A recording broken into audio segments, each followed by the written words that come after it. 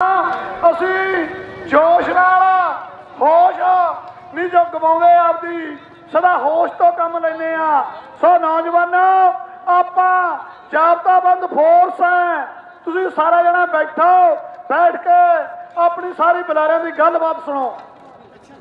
जितना चਿਰ ਇਹ बिल वापस नहीं लेंदा उन्ना चਿਰ ਇੱਥੇ बैठे हैं। अगर आप लोगों को लग रहा है कि आज का ब्लॉग भी वैसा ही ब्लॉग है जैसा कि ट्रैवल सीरीज़ हमारी चल रही है, तो आप स्किप कर सकते हैं। ये ब्लॉग वैसा ब्लॉग बिल्कुल नहीं होगा। ये ब्लॉग आज एक इमोशन है, क्योंकि मेरा मानना है कि हमारे देश में अगर किसान और हमारी आर्मी खुश है तो हम खुश हैं, हम सुरक्षित हैं। बट आज हमारे किसान सड़कों पर है। क्यों सड़कों पर है ये मैं नहीं जानता हूँ। 80-90 साल के किसान सड़कों पर आए हैं तो कोई तो वजह होएगी। तो ये वजह का सच जानने के लिए हमारे को आज जाना पड़ेगा। मैं ज़्यादा खेती के बारे में नहीं जानता हूँ, पर मेरे पापा एग्रीकल्चर डिपार्टमेंट में थे। वो हमेशा क्या बोलते थे, अगर बारिश तेज़ होगी तो कहते थे किसान की फसलें ख़राब हो जाएंगी, कम होगी तो कह रहे फसलें अच्छी नहीं होंगी। कभी कहते थे टिड्डी आ गई है, कभी कहते थे ओले पड़ गए हैं तो फसलें ख़राब होंगी। तो मैंने ये बहुत सुना है कि किसान की फसलें ख़राब होगी तो किसान खुश नहीं होते। पर जब किसान की फसलें अच्छी होती है और किसान खुश होता है तो पूरा शहर खुश हो जाता है। मतलब शहर की एक एक दुकानों वालों को पता होता है कि किसान की फसलें अच्छी हुई हैं, इसलिए यहाँ से राशन जाएगा, इसलिए यहाँ की शादियाँ अच्छी होंगी। मतलब एक एक इंसान खुश हो जाता है। तो अगर आज हमारा किसान दुखी है तो क्यों दुखी है, कुछ तो वजह रही होगी। तो जो सच है ये जानने के लिए हमारे को आज ढाबा वाले जाना पड़ेगा। तो मैं जा रहा हूँ अभी ढाबा वाले, वहाँ पर मिलते हैं आप।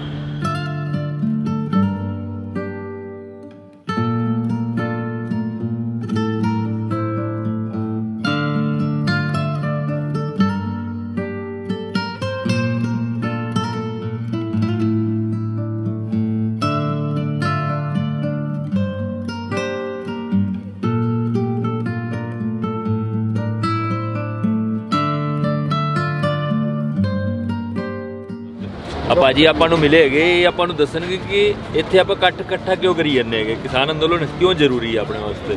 ਵੀਰ ਜੀ ਜੋ ਆਰਡੀਨੈਂਸ ਬਿੱਲ ਪਾਸ ਕੀਤੇ ਮੋਦੀ ਜੀ ਨੇ, ਇਹਦੇ ਵਿੱਚ ਸਾਡਾ ਜ਼ਿਮੀਂਦਾਰਾਂ ਦਾ ਜਾਂ ਸਾਰੇ ਕੋਈ ਵੀ ਮਜ਼ਦੂਰ ਭਰਾ ਬਹੁਤ ਜ਼ਿਆਦਾ ਨੁਕਸਾਨ ਹੈ। ਤੇ ਕਿਸ ਚੀਜ਼ ਦਾ ਨੁਕਸਾਨ ਹੈ ਜਿਹੜਾ ਬਾਕੀਆਂ ਨੂੰ ਨਹੀਂ ਦਿਖਦਾ ਪਿਆ ਤੇ ਕਿਸਾਨਾਂ ਨੂੰ ਜ਼ਿਆਦਾ ਦਿਖਦਾ? ਨਹੀਂ, ਜਿਵੇਂ ਖੇਤੀ ਆ, ਅਸੀਂ ਖੇਤੀ ਨਾਲ ਸੰਬੰਧਤ ਹਾਂ ਜੀ। ਹਾਂਜੀ, ਸਾਡੇ ਹੁਣ ਫਸਲ ਜਦੋਂ ਪ੍ਰਾਈਵੇਟ ਹੋ ਗਈ ਉਹ ਆਪਦੀ ਮਰਜ਼ੀ ਨਾਲ ਖਰੀਦ ਲੈਂਦੇ। ਅਸੀਂ MP UP ਜਾਂਦੇ ਰਹਿੰਦੇ ਮਸ਼ੀਨਾਂ ਲੈ ਕੇ।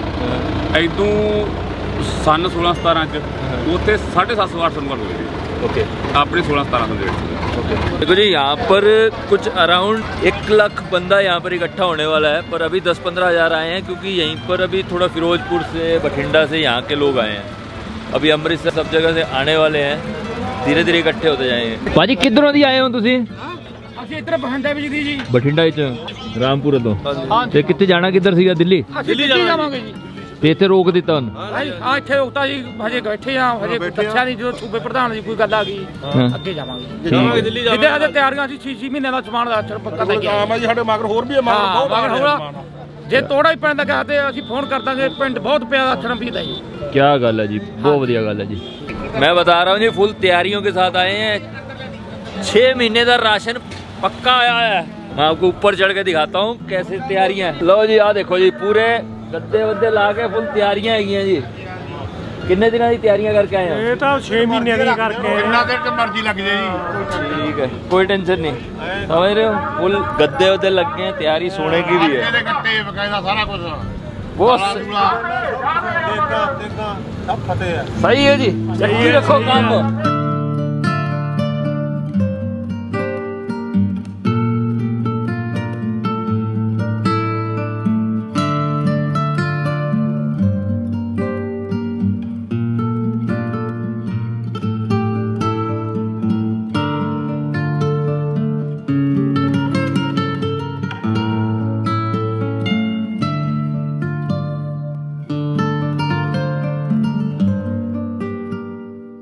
देखो जी, अब किसान आंदोलन क्यों करना जरूरी है, इसके पीछे 3 रूल।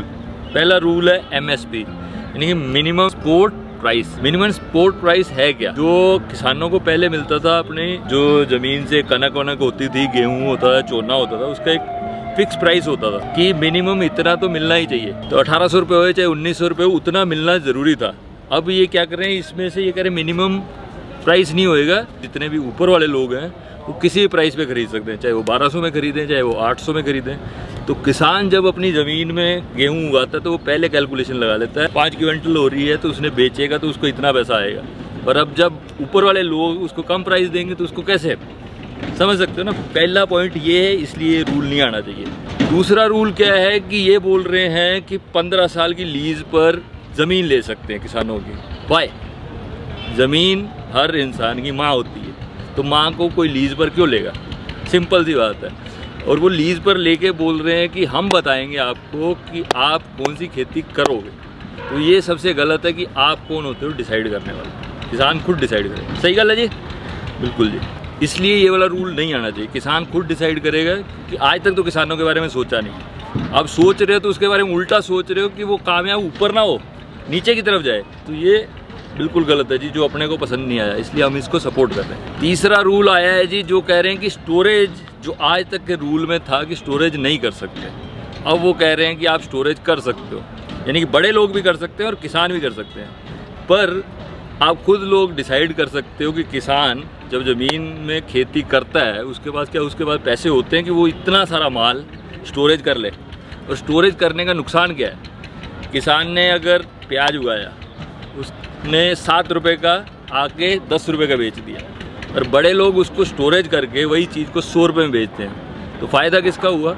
90 रुपये वो कमाते हैं, पर 6 महीने के स्ट्रगल में किसान ने क्या कमाया? सिर्फ 3 रुपये। तो स्टोरेज वाला रूल आना ही नहीं चाहिए। तो मैं ये सारे रूल आपके ऊपर छोड़ देता हूँ। आपको क्या लगता है कि आना चाहिए या नहीं आना चाहिए? हम यहाँ पर आए हैं सपोर्ट करने, आप सपोर्ट कर रहे हो या नहीं कर रहे, ये आपके ऊपर है जी।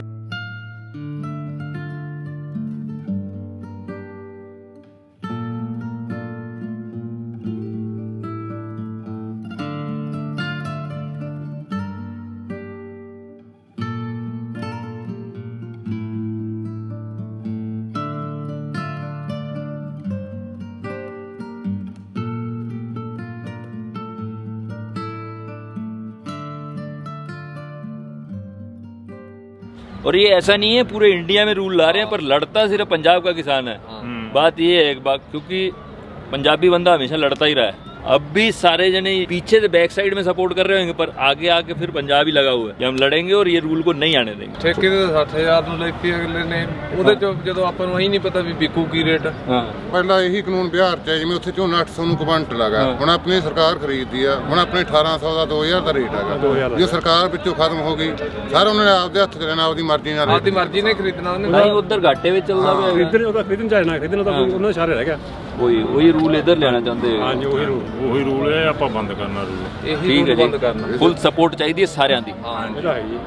यहाँ पर जितने बुजुर्ग लोग आए हुए हैं वो कम से कम 75 दिन से अभी तक इसको सपोर्ट में लगे हुए हैं। अभी भी ये लड़ाई कितने दिन चलने वाली ये नहीं पता। इन्होंने यही डिसाइड किया कि ये बॉर्डर पर बैठेंगे, कोई पंगा नहीं करेंगे, आराम से शांतिपूर्वक इस आंदोलन को जारी रखेंगे।